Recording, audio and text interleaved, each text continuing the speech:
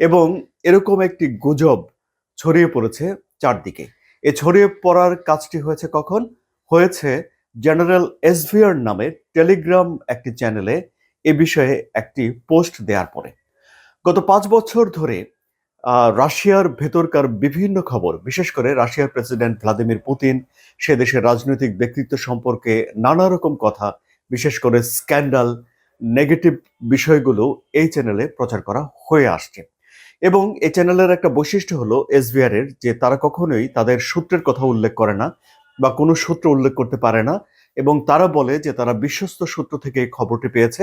নিজেদেরকে তারা দাবি করে যে রাশিয়ার ফরেন ইন্টেলিজেন্স সার্ভিসের কর্মরত বর্তমান কর্মকর্তা বা সাবেক কর্মকর্তারা এই চ্যানেলটি চালান, এবং রাশিয়ার ভিতরে গুরুত্বপূর্ণ লোকগুলো তাদের সোর্স, সে সোর্সের কাছ থেকে তারা খবর পান।